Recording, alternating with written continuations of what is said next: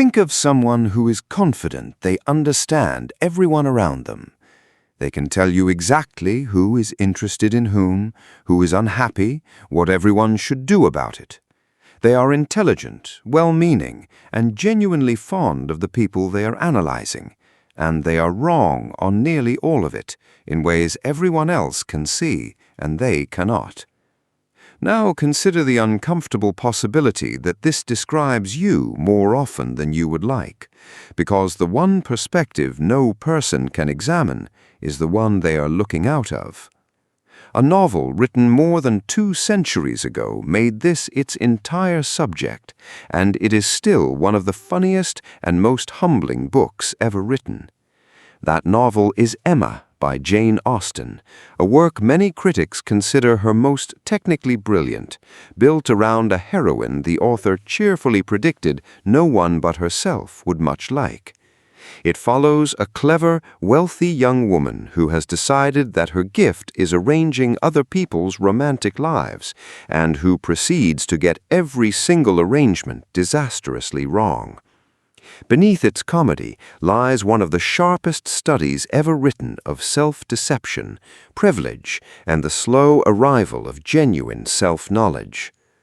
From the start, the book studies the psychology of the confident misreader. The main character is not stupid.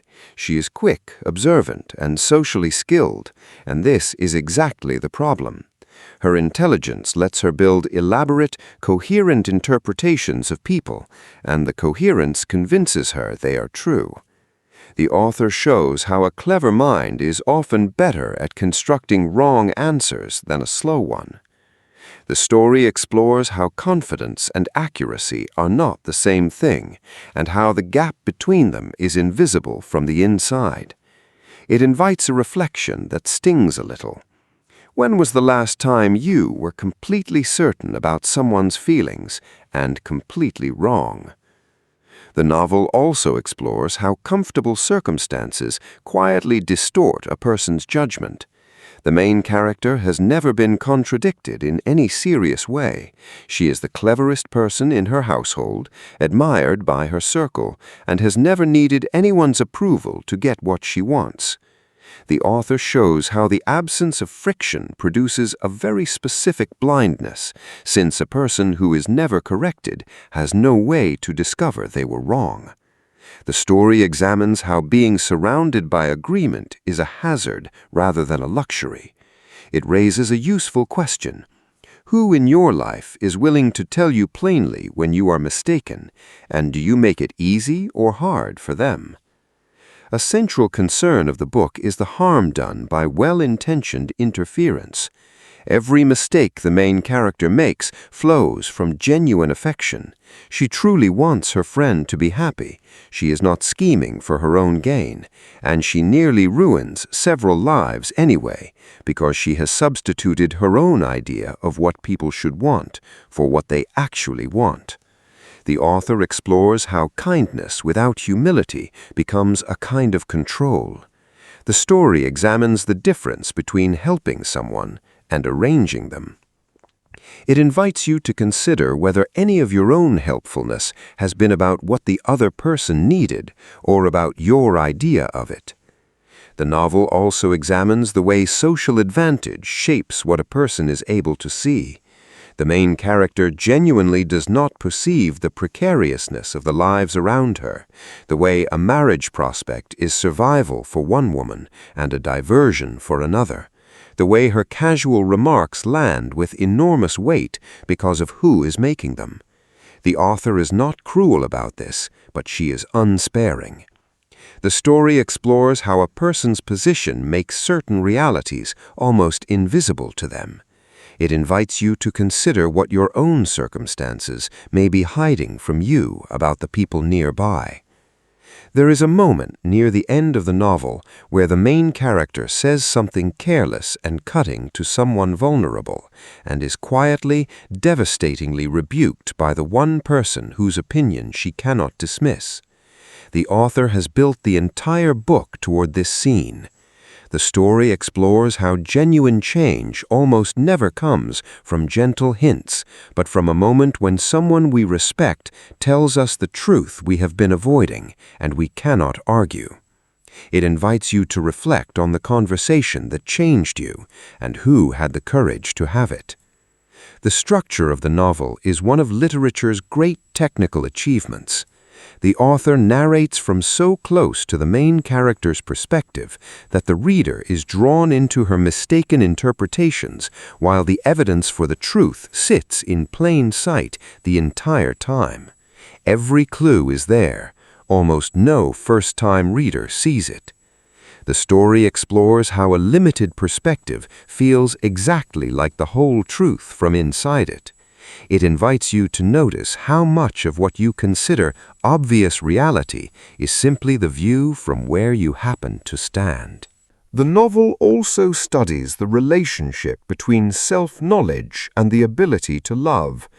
The main character cannot see her own heart any more clearly than she can see anyone else's, and the author suggests these are the same failure. Only when she is finally forced to understand herself does she become capable of a genuine attachment rather than a managed one.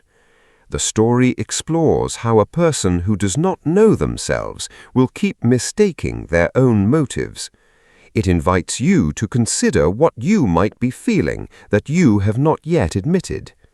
There is also a warm and unsentimental portrait of what a good friend actually does.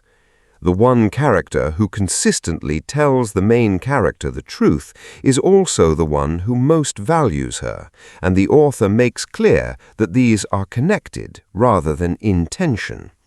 He does not flatter her, and he does not give up on her. The story explores how real regard includes honesty and how flattery is often a form of indifference. It invites you to consider who tells you the truth because they care, rather than agreeing with you because they do not. The novel also gives careful attention to the friend the main character takes under her wing, and to what happens when one person's confident guidance reshapes another's sense of what they deserve. Encouraged to aim higher, discouraged from an honest attachment, the younger woman is left unsettled and unhappy through no fault of her own. The author explores how influence over another person is a genuine power, easily wielded by someone who has never examined their own motives. The story examines the responsibility that comes with being the confident voice in someone else's ear.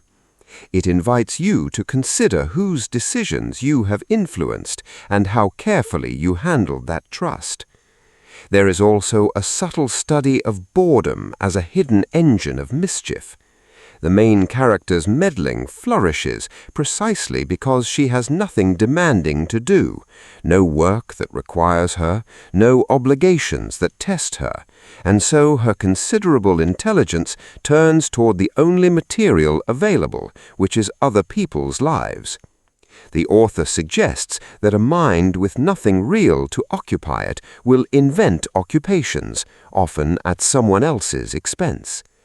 The story explores the connection between an unchallenged life and a restless one. It invites you to notice what your own energy turns toward when it has nothing meaningful to work on. There is also a quiet thread about the way a person can be genuinely loved despite their faults, and how that steady regard becomes the ground on which change is finally possible. The main character is never abandoned by the people closest to her, even at her worst. The author suggests that the security of being loved is what allows someone to survive seeing themselves clearly.